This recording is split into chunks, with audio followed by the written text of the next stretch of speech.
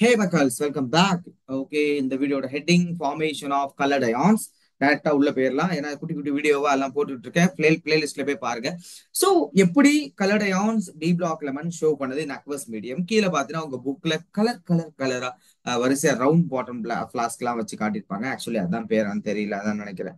Okay, எப்படி colour show பண்றோம். Actually நம்ம பொதுவான விஷயம் பாத்தீங்கன்னா கலர்ட் அயான்ஸ் சொல்லும் பொழுது பாரா மேக்னட்டிசம் டி பிளாக் எலமெண்ட்டை பொறுத்த வரைக்கும் அந்த எலமெண்ட்ஸ் எல்லாமே மோஸ்ட்லி அந்த மெட்டல்ஸ் எல்லாமே கலர் ஷோ பண்ணுவோம். அதுக்கு முக்கியமான விஷயம் பாராமேக்னட்டிசம் அப்படின்னு சொல்லுவோம். அக்வஸ்ல ஒருத்தன் கலர் ஷோ பண்றான் அப்படின்னா அதுக்கு இன்னும் சில கிரைட்டீரியாஸ் எல்லாம் இருக்கு. இப்ப சிம்பிளா சொல்லணும்னா இந்த ஃபெல்லோ எந்த ஃபெல்லோ சார், இவன் ஸ்காண்டியம் 3+, இவன் கலர்லெஸ் இன் அக்வஸ் மீடியம். சரி, ஜிங்க் ஜிங்க் 2+, கலர்லெஸ். சரி, இவன் யாரு, நம்ம பங்காளி, இவன் எப்படி இருப்பான், அவன் பேர் என்ன, ஏதாவது ஒரு எலமெண்ட் போடும். Mn6+, இவன் கலர். இந்த ரெண்டு பேரும் கலர் ஷோ பண்ணல, இவன் கலர் ஷோ பண்றான். என்ன சார் என்ன சொல்றீங்க, புரியலையே. பொறுமையா சொல்றேன். கலரை ஷோ பண்றதுக்கான ரீசனை சொல்றேன், பொறுமையா கவனிங்க. இதுல சில முரண்பாடுகள் இருந்தாலும் அதை கண்டுகொள்ள வேண்டாம். அதை டிஸ்டர்ப் பண்ணும் வகையில் கேள்விகள் கேட்கப்படாது. இப்ப எக்ஸாம்பிளுக்கு இவங்க எல்லாமே டி பிளாக் எலமெண்ட்ஸ். நீங்க டி ஆர்பிட்டால ஒரு பாக்ஸ் மாதிரி போடுவீங்க. சும்மா அங்க கிளிக் விடுறேன். இந்த பாக்ஸை நம்ம எப்படி எடுத்துக்கலாம் அப்படின்னா கோடா எடுத்துக்கும். 5 பாக்ஸ், அதாவது 5 ஆக்சிஸ் இருக்கு. இந்த 5ம் அக்வஸ் மீடியத்தில் இருக்கும் பொழுது அக்வஸ், அதாவது வாட்டர் மாலிகுல் லிகாண்டா பிஹேவ் பண்ணுவோம். லிகாண்டா புரியல அப்படின்னா நீங்க கோஆர்டினேஷன் வரைக்கும் வெயிட் பண்ணணும். ஒரு மெட்டலுக்கும் ஒரு லிகாண்டுக்கும் உள்ள டிஃப்ரெண்ட் டைப் ஆஃப் பாண்ட். அதாவது ஒரு பாண்டுக்கு தேவையான 2 எலக்ட்ரானை லிகாண்டுக்கு டொனேட் பண்ணிடுவோம், மெட்டலுக்கு வாங்கிக்குவோம். இப்படி நடக்கிறது. இந்த லிகாண்ட் எலக்ட்ரானை கொடுக்குறா, மெட்டலையும் எலக்ட்ரான் இருக்கு. அப்ப எலக்ட்ரான் வரும் பொழுது சின்ன ரிப்பல்ஷன், ஏதாவது ஒரு மாற்றம் நிகழும். அப்படி மாறுவது இந்த இடத்துல ஏன் மேல 2 ஆர்பிட்டால் போகுது, ஏன் கீழே 2 ஆக்சிஸ் 3 ஆக்சிஸ் போகுது அப்படிங்கிறது கேள்வியா இருக்கும். அதெல்லாம் வந்து நம்ம அடுத்தடுத்து கோஆர்டினேஷன் சிஎஃப்டி நம்ம சேனல்லே பாத்தீங்கன்னா கோஆர்டினேஷன் கெமிஸ்ட்ரி பிளேலிஸ்ட்ல இருக்கும். அதுல ஓபன் பண்ணா சிஎஃப்டி இருக்கும். இப்பொழுது இங்கே ஒரு எலக்ட்ரான் உள்ளது, கவனிங்க. இது டி ஆர்பிட்டால். ஒரு லிகாண்டோட இன்ஃபுளுன்ஸால இந்த டி ஆர்பிட்டால் 2ஆ பிரியுது. அந்த எனர்ஜி கேப் டெல்வோன்னு சொல்றோம். ஏன் டெல்டின்னு சொல்லக்கூடாதா, ஆக்டாஹெட்ரல் ஸ்பிளிட்டிங் எனர்ஜின்னு சொல்லுவாங்க. அதை இந்த கேப்ல இருக்கிற எனர்ஜி லெவல இந்த கீழே ட்ரிபிளி டீஜெனரேட் ஒரு விஷயம், ட்ரிபிளி டீஜெனரேட்டா சொன்னா இதை T2 சொல்லுவாங்க. ஆக்டாய்டல் சிம்மட்ரிக்கல், அதாவது ஜெரைட் ஆட் பண்ணுவோம். அந்த ஜெரைட் எதுக்கு எல்லாம் நமக்கு விளக்கம் தேவையில்லை இங்க பொறுத்த வரைக்கும். அந்த வீடியோல சிஎஃப்டியில் நான் சொல்லியிருப்பேன். அடுத்து பாத்தீங்க அப்படின்னா இ அப்படின்னு சொல்லுவோம், டபிள்யூ டீஜெனரேட்டர். அந்த இடத்தை பொறுத்த வரைக்கும் இது ஆக்டாய்டல் சிம்மட்ரி. ஸோ இங்கே ஜி ஆட் பண்ணிக்குவோம், ரைட். இப்ப என்னாச்சு அப்படின்னா ஒரு எலக்ட்ரான் உள்ளது, இங்கே ஒரு எலக்ட்ரான் உள்ளது. இந்த எலக்ட்ரான் எங்க ஃபாலோ அவுட் ஆவானா, இந்த எலக்ட்ரான் எங்க ஃபாலோ ஆகும் அப்படின்னா இது lowest energy level T2G or eg அப்படின்னா T2G. T2Gல இந்த ஒரு எலக்ட்ரான் விழுந்துடுவான். இப்ப என்ன ஆகுது, நம்ம அட்மாஸ்பியர்ல இருந்து ஏதோ சம்திங் ஒரு லைட் எனர்ஜி அதுக்கு மேல பாஸ் ஆகுது.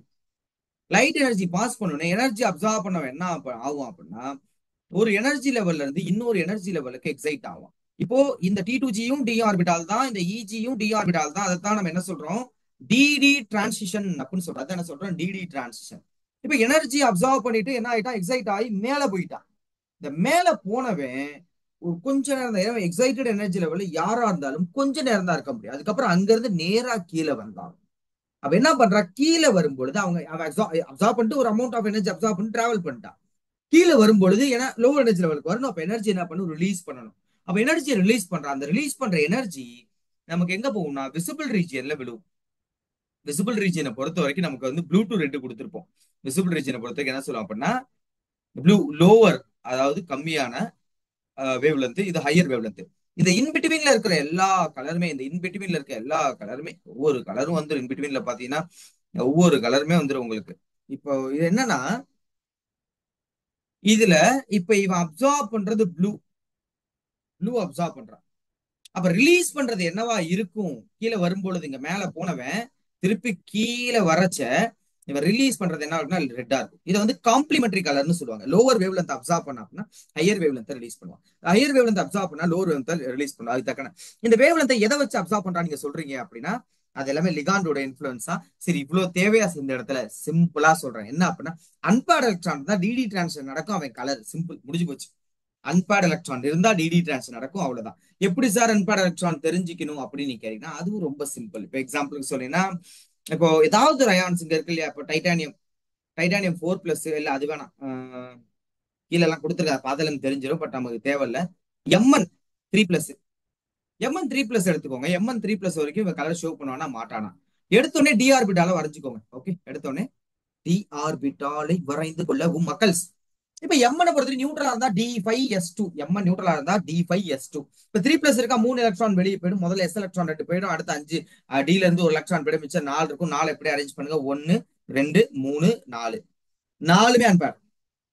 இது 6 இருந்துச்சுன்னா 1 2 3 4 5 6. அப்போ ஆல்ரெடி என்ன ஆகும், ஒரு ஒரு ஒரு ஒரு அன்பேர் வந்து பேர் ஆயிடும். அப்போ 4 அன்பேர் தான் இருக்கும்.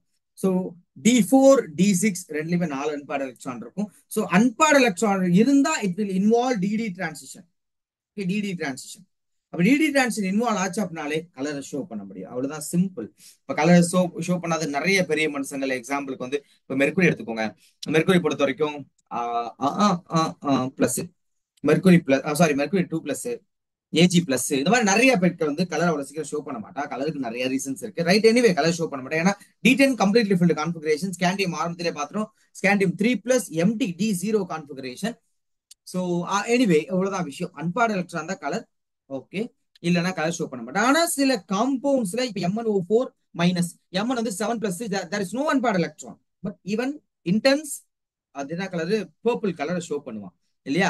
சோ அதுக்கு ரீசன் வேற. அன்பேர்ட் எலக்ட்ரான் டிடி டிரான்சிஷன் இது இந்த இடத்துல மெட்டல் அயான் அக்வஸ் மீடியத்துல பார்க்கணும், ரைட்டா. சோ எனிவே மக்கள்ஸ், இந்த மற்ற விஷயங்கள்லாம் பார்த்துக்க. கலரை மனப்பாடம் பண்ணுமானா அந்த அளவுக்கு நாங்கள் மனப்பாடம் பண்ணலாம் அவசியம் இல்லை, தெரிஞ்சு வச்சுக்கோங்க. ஒரு இப்ப பல்கா இருக்கான்ல இவன்லாம், இந்த பல்கா இருக்கான். ஜேஇ மெயின்ஸ் போறீங்கன்னா முடிஞ்ச அளவுக்கு கலர்ஸ் பார்த்து வச்சுக்கோங்க, ஏன்னா அவன் எக்ஸ்கியூஸ் கொடுக்க மாட்டான். ஸோ என்னென்ன கலர் ஷோ பண்றா அப்படின்னு பார்த்து வச்சுக்க வேண்டியது நல்லதுதான். ஸோ மக்கள்ஸ், தேங்க்யூ ஸோ மச், பாய் பாய்.